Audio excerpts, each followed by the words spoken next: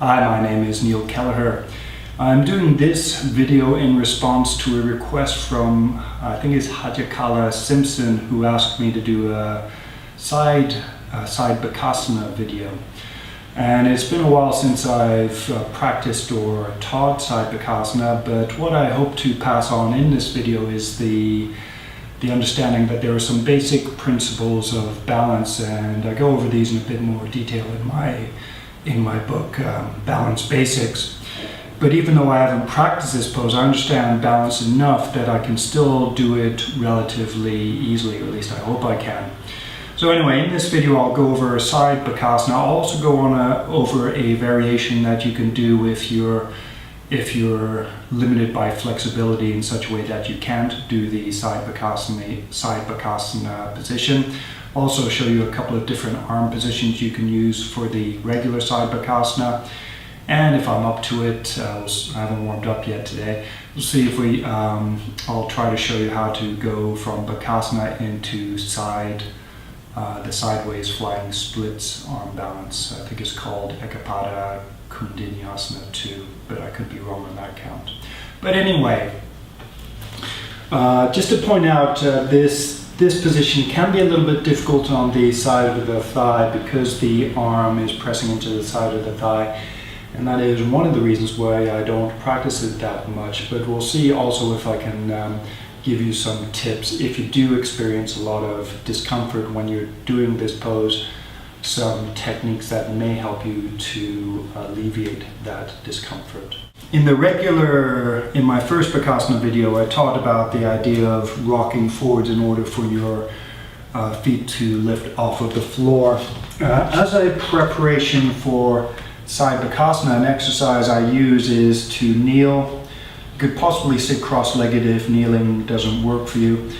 But from there, to place both hands on the floor with the fingers pointing perpendicular to the shins.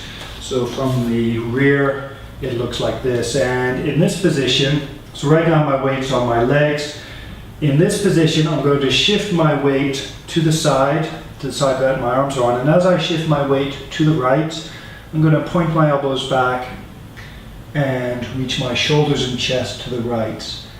And then I'm going to sit back up again. This is a little bit difficult on the arms, and you won't actually need this much strength when you're in the side Bakasana position, but just practice anyway. Notice the weight shift onto your arms so that you can get used to shifting your weight sideways relative to your legs. And what I'd suggest, rather than collapsing, try to open your chest prior to moving to the right. And you could start off with your hands further away from your legs. This might be a bit easier on your arms.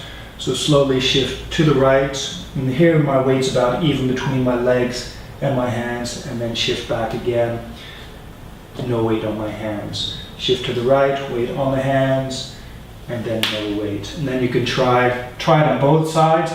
Then try drawing the hands slightly closer in. So here, no weight on my hands. I'm going to bend my elbows. Slowly reach my chest to the right. And here, most of my weight is on my arms, and then back again.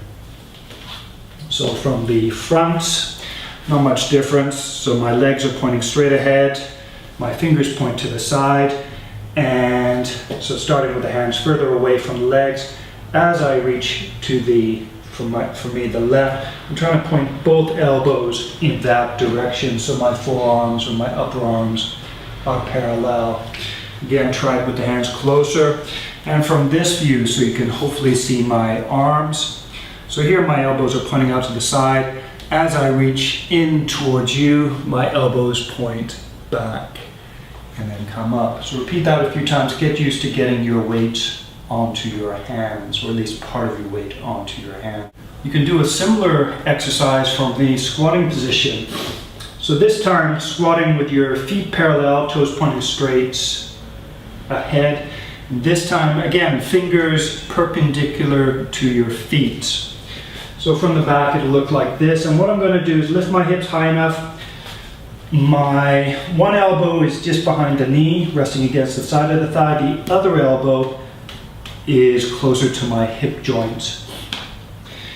So in this position, Again, trying to point the elbows back, looking to the right, perpendicular to my thighs. I'm going to shift to the right, weight onto my hands. Also, I'm feeling my hip pressing into my elbows, and then back again and rest. And to get your feet off of the floor, you need to shift your weight totally onto your hands, but you also feel your leg pressing into your arms, and then you can lift the feet. So what I'd suggest, try that a few times, get used to feeling the pressure change in your hands. So as your weight goes to the side, you'll feel the heel of your hand pressing down more, and then as you shift even further to the side, you also feel the fingers pressing down. Have your fingers a little bit stiff so that you don't fall forward onto your face. Now, an option. If you can't get the elbow against your butt, another option is to leave the elbow free. You could think of this as harder or easier. It was just another way to experiment with the pose. So this time my back arm is free, the hip is free. And because the arm isn't supporting the butt, you're going to have to activate the outside of the thigh. So to activate the side of the thigh, what you could do is practice sort of like a variation of pigeon pose. In this position with the hip on the floor, press the knee down. You may feel the outer thigh activating. Press the knee down to lift the hip. And repeat that a few times. Then in this pose, in this position, you're going to do the same thing. So as you shift to the right, press your knee into the back of your arm. Keep shifting your weight to the right. That way, notice my feet are still reasonably perpendicular to my hands. This is just talking about hand position. This is probably a bit too far from my feet. Have your hands a little bit closer to your feet so it's easier to shift your weight from your feet onto your hands. So in this position, I'm going to lift my hips slightly, shift to the right, and here, right about here, most of my weight's on my hands, but I'm going to press my right leg down against my left elbow and then lift up. And what you could do, as in this pose, vary the amount of pressure. You can lift your hip higher or lower. And from the front, you could adjust the lean of your upper body to make it easier to lift the hip. Something you can play around with. But in this position, once you have your hip lifted, you can vary the downward pressure of your right thigh, lift your hip higher, or let it go lower. Like I said, that can be a little bit uncomfortable on the side of the thigh. What you may find is by squeezing the side of the thigh to help lift your hip higher, you may find a way to alleviate that discomfort. You could also try adjusting the position of your leg against your arm. Now while we're here, a logical progression from this side balance is to move into side splits. And for side splits, just remember that your bottom leg moves forward and your top leg moves back. So I'll do the same side again since I'm warmed up here. And what you can do, if you've got the flexibility, you could try placing your elbow against the arm, but you could also experiment with reaching your shoulder closer to the knee like so. So not here, more like here. So I'm just going to try that. And so with my arm already against my leg, then I'm going to press my arms onto the floor and lift up. Still a bit uncomfortable on the leg. Another thing you could try, maybe try pushing your arm closer to the midsection of the thigh, like so. And then from there, top leg back, bottom leg forward.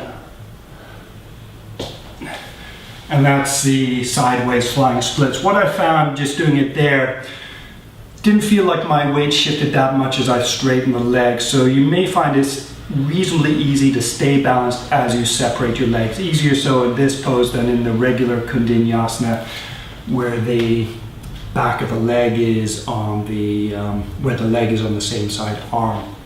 So anyway, I was going to suggest, if you, for some reason, you can't get your elbow past your thigh, what you could do, a similar variation, is starting with your hands in this position. So this time my fingertips are perpendicular to my thigh.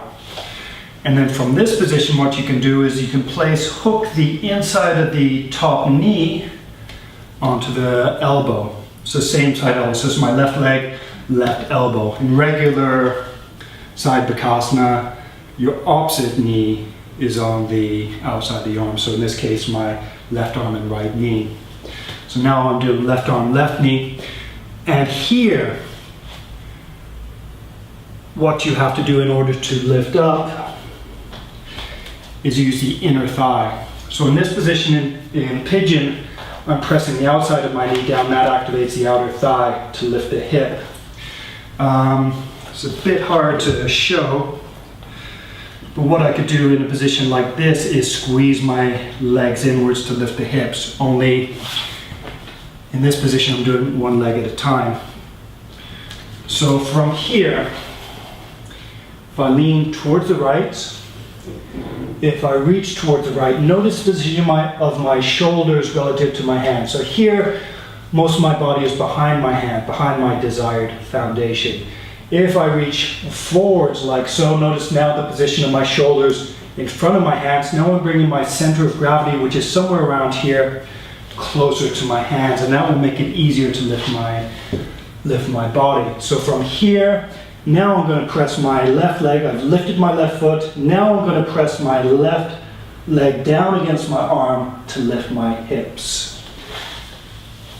This is actually a little bit harder in some ways. You may see my right shoulder is collapsing a little bit. So what I could do, if I lift up, I'm trying to move this shoulder blade away from the spine. So I'm activating serratus anterior to spread my shoulder blades like so. And that might make it, if you can do that, just do an isolation where you practice spreading the shoulder blades and relaxing them. You may find that gives you a bit more stability or a feeling of greater strength in the pose. So anyway, from this sort of side Bakasana pose, not really. Again, you can lean forward. And notice this time, as a variation, I've got my knee, my bottom knee between my hands. Initially, I started off like so. This position is more like side Bakasana, where I'm shifting in the same direction with my fingers. Now I'm pressing my left leg down, lifting my hips. You could also start off like this. Again, lean forward, press the left top leg down, lift the hips, and try to spread. So for this arm, try to spread the shoulder blade. Why is this arm more difficult to use? There's sort of an interaction between the leg and the arm on this side. This arm actually isn't that active because the leg is pressing down on the arm, and this leg helps to lift the hip on the same side. On the other hand, this arm has to do more work because there's no connection between the arm and the leg. So actually that was a bit easier. So anyway, so in this variation, notice the foot is turned out. You could change it into Ekapada koundinyasana by pointing the up, but that's a little bit more difficult. So this can be a cheating way to get into Ekapada koundinyasana. And then from there you can, let me just show you that from the side. From there, what you can do is dip your shoulders, and in order to reach the bottom leg back, you may find that you have to reach your rib cage forwards. One of the things I rarely talk about in my videos, unless I'm doing a whole video, yoga class video, is sequencing of poses. One of the ways in which we used to get into side Bakasana when I used to take flow classes or teach them, in general we used to do it from either chair pose. You could do Bakasana from here or turn to the side, then go into side Bakasana. So the chair pose, arms to the side, fingers perpendicular to the direction of my feet. I'm going to tip my weight to the right in the same direction as my toes are pointing like that. Sorry, in the same direction as my fingers are pointing like that, or with the hip on the leg like so. And here too, actually that's a little bit easier.